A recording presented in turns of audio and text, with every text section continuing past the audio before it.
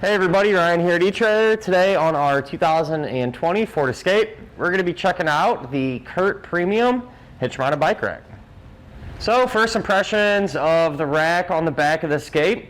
I think it looks pretty good. It kind of has more of a modern type appearance, and it's really simple, easy to use. So probably this is going to be a good entry-level rack if you're someone that rides every now and again, or not really into it.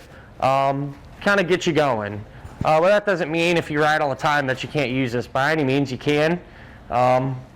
It's well built and should hold up pretty good. But with that said, the way it works is really simple. So it's going to hold your bike down in 3 spots. So you're going to have 2 straps along the top 2, and then a strap down here, and this is going to act as an anti-sway, so it's going to help limit that side-to-side movement. You're still going to get some, but they're not going to be swinging out of control, bikes banging into each other and everything else like that. This one can hold up to a total of 4 bikes, so 2 here and 2 here, and at the ends they get a little more narrow, so this will work out for those smaller frame bikes like a children's bike or something like that. But you're still able to put full frame bikes on here too, so kind of opens up your options a little bit on what you can carry around to and from the trails. With that said though, let's go ahead and get this removed. That way we can take a better look at the rack. So straps, really straightforward here, nothing no one should really struggle with. Let's pull them straps off. We're ready to pull it off, and kind of as a bonus, when them arms kind of come in, it's going to make it more manageable to take this off. You just have a lot more space. So taking a look at the cradles here where your bike's frame is going to sit, they're kind of like a really hard rubber or soft plastic, something along those lines, kind of what it reminds me of. These are pretty neat actually. You don't see these on every rack. They're adjustable, so you can rotate them, and whatever contour or style or side rather fits your bike the best, that's the one you can use. So it should do a better job of, you kind of have some customization there in terms of what side you can use to keep your bike sitting on it the best. And then you have all these anchors too, so more than enough spots to actually take your straps and buckle them down. The straps are pretty decent. I'd say they're not the best ones I've ever seen, but definitely not the worst. They're pretty thick. Feel like they should hold up for quite some time, so shouldn't really run into any issues there, at least not anytime soon. I do suggest though, if you're driving around with it, never a bad idea just to put the straps back. That way they're not flopping around. You don't have to worry about anything happening to them. Something that you do need to think about whenever you have the rack on the back of your Escape is the fact that it's going to extend the overall length of it.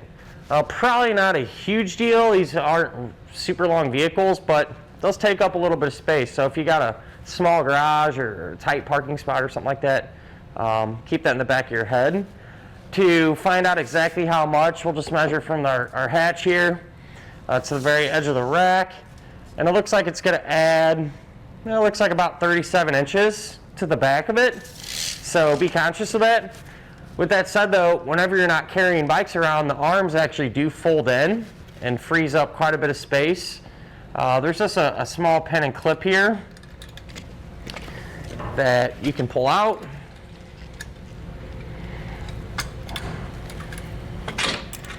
Swing them arms on down.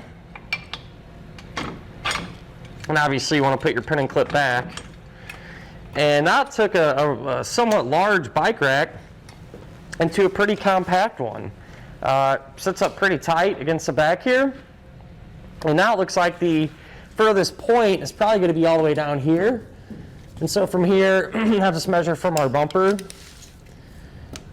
So from the bumper to it's only going to add about a foot to the back of your car. So in this position, really shouldn't run into any issues at all when you do go to pull into your garage or that tight spot.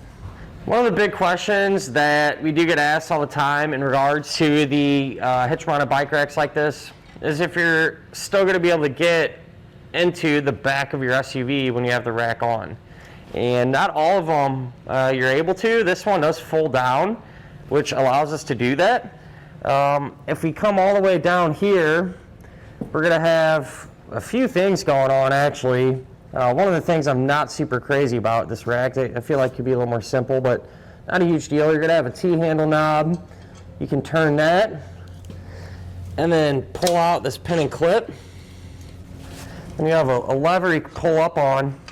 That's going to allow this to drop down and out of the way. And that'll give us, I mean, more than enough space to open up our hatch and get anything in and out of the back of our Escape. So the rack is going to work with those 2-inch by 2-inch receiver tube openings like we have here today on our Escape. So common size trailer hitch, you know, it's going to work with that. And it's also going to come with an anti-rattle bolt, which is this here. And what this is going to do is eliminate any slop or play there in the connection point. So you're not going to hear this thing clunking around when you're going over bumps and stuff. To kind of give you an example of how it's going to work, let's say if we're going down the road hitting some bumps, you can see the rack is moving with our Escape and not on its own. Granted, you'll have a little bit of movement here in the arms, but that's not really a big deal. You're really not going to pick up any of that noise. The majority of that sound you're going to hear is from the connection point, so it's going to eliminate that and help keep things a little more quiet. This is our test course. Let's start with the Slalom. This shows side-to-side action, such as turning corners or evasive maneuvering. Then, onto our alternating speed bumps. This shows twisting action, such as hitting curbs, potholes, road debris, or even uneven pavement. Last of all, the solid speed bumps. This shows up and down action, such as driving through a parking lot or parking garage, or driving in and out of a driveway. So at the end of the day, a rack you really can't go wrong with. You know, it's easy to use, going to be a real simple way to carry around quite a few bikes, and it comes with a few of those features that not all the standard ones come with. But other than that, that will finish up our look at of the CURT Premium Hitch Mounted Bike Rack on our 2020 Ford Escape.